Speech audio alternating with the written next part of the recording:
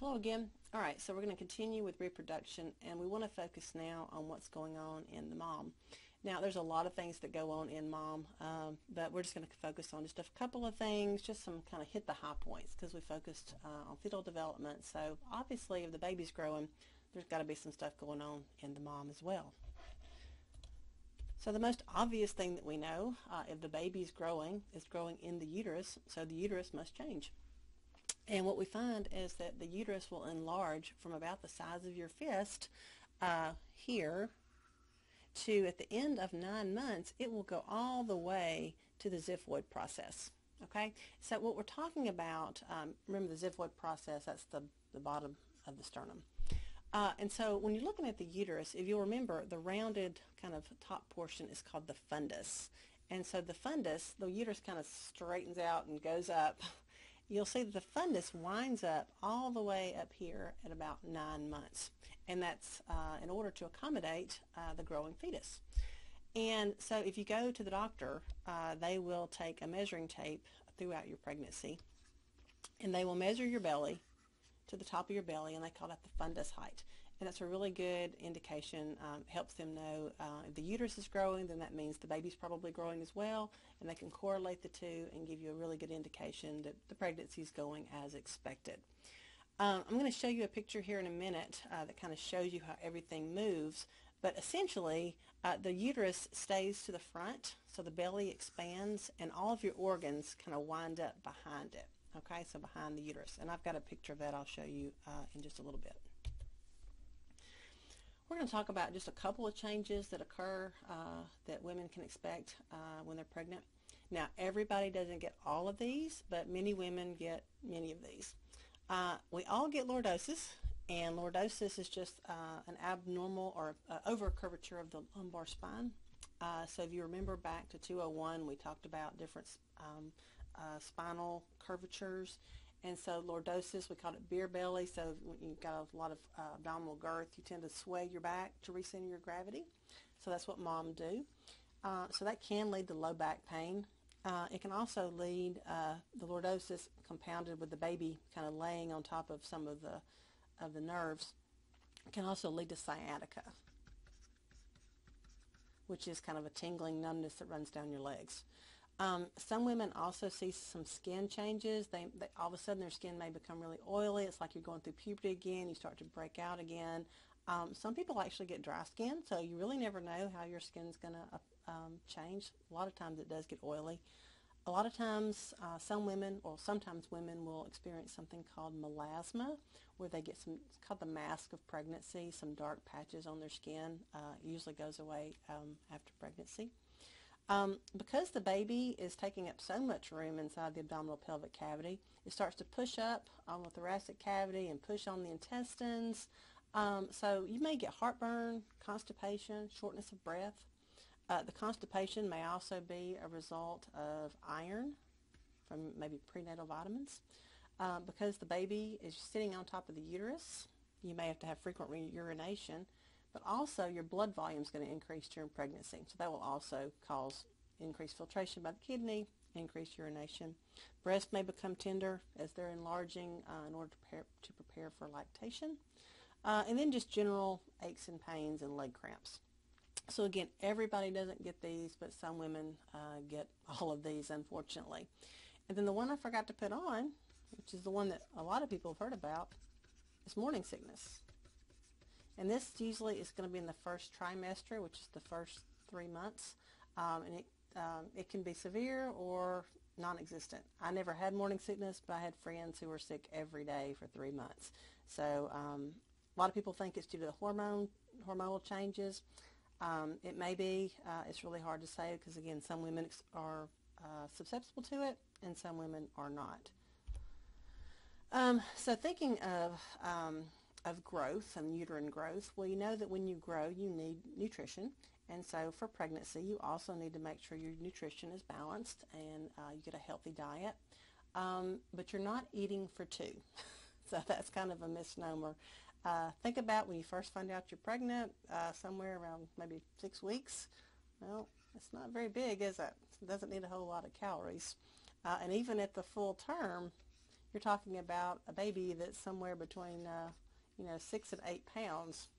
Again, not a whole lot of calories that are needed, so you're not really eating for two. So if your normal dietary intake is, maybe 1,800 calories a day, you only get to increase it about 300 extra calories. So that's not a Big Mac and a big thing of fries and a milkshake. That's like a really big bowl of cereal. So I know that's kind of disappointing. You really don't want to gain too much weight. Somewhere between 25 and 35 pounds is kind of an average weight gain. Not if you don't gain enough weight, that can lead to some problems with fetal development. If you gain too much weight, that can lead to some problems as well. And also, it's just harder to get that baby weight off. So that's kind of a range that you're shooting for. That 300 calories needs to be good calories. It doesn't need to be a Snickers bar. It needs to be, good nutrition, healthy diet. And one thing that people will do when they're pregnant is take a multivitamin or prenatal vitamin because that way you make sure you get all the minerals and nutrients that you need for you and your baby. This is particularly important with folic acid. So you want to get folic acid in your diet, and that can help prevent spina bifida, anencephaly, and some preterm birth or early term birth. So premature labor, preterm birth. Doesn't mean it will, obviously it won't necessarily stop it from happening, but it does decrease the risk of spina bifida for sure if you're on folic acid. So if you're in that time of your life where you're fertile and you're thinking about getting pregnant, a lot of people will say go ahead and start taking that prenatal vitamin, start taking that folic acid so that you're covered. Because remember, before you find out you're pregnant, all those, there's a lot of the development that's already gone on. You've already, the fetus has already started to go down the pathway of the nervous system and the endocrine system, all these things being developed. So you want to catch that early. So taking folic acid when you're in your fertile years is a good idea. You also need to take iron if you're anemic. A lot of women become anemic, so they need to take iron to help supplement their diet because you're increasing your blood volume. And so more red blood cells, you need more iron. Unfortunately, this can also lead to constipation. So you'll just have to see how that works for you.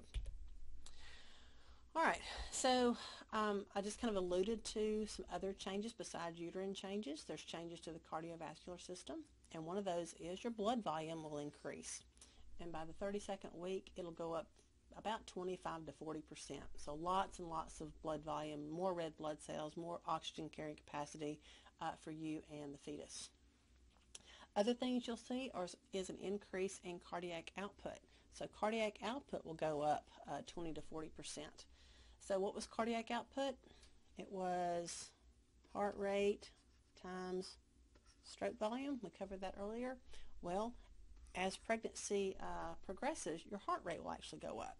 So it's not unusual for the heart rate to go from about a little less than 60 beats a minute to somewhere over 70 beats a minute. And so an increased cardiac output is also expected. All right, I promised you a picture. This is a kind of a schematic of where all your stuff goes as the baby is growing. So this is going to be toward the end of the pregnancy. And so at the end of pregnancy, you would expect the head to be in a downward position. So that's going to be pushing onto the bladder, which again really increased urination toward the end of pregnancy. You can see that all your stuff is either moved kind of toward the back or actually up. So it really moves all your internal organs kind of out of the way. One thing you'll find is the enlarging uterus will put pressure on the inferior vena cava and the abdominal aorta. So sometimes you'll find that laying on your side can help alleviate swelling in your legs. Because as the baby, if you're standing up all the time or even laying on your back, the femoral arteries and veins and the iliac arteries and veins particularly, they can kind of get compressed, and that can prevent blood flow down and back up. So you'll kind of roll over to your side and release the pressure off those iliac arteries and veins and allow good blood circulation. And One of the things that you'll see is that sometimes you may kind of feel your heart feel like it's kind of beating really, really hard and fast, and it's because the heart has to work a little harder to pump arterial blood because the baby is kind of impeding on blood flow to those lower extremities. And so I know sometimes when I was pregnant, I would kind of feel like my heart was kind of racing a little bit, and I'd kind of roll over on my side, and maybe my feet would feel a little numb, and then the feeling would come back, and it would all kind of resolve. So your body will have a way of telling you you need to move and kind of get the baby off of your arteries and veins, going to your lower extremities. Nature has a way of kind of letting you know what you need to do. But you can also see that this can lead to things like heartburn and constipation because the baby's really has all of your internal organs in a position that they were not in formerly. And so you're pushing up on the stomach, causing gastric reflux. The food can't, the digested food can't travel through the intestines as well as it could because it's kind of being moved out of the way.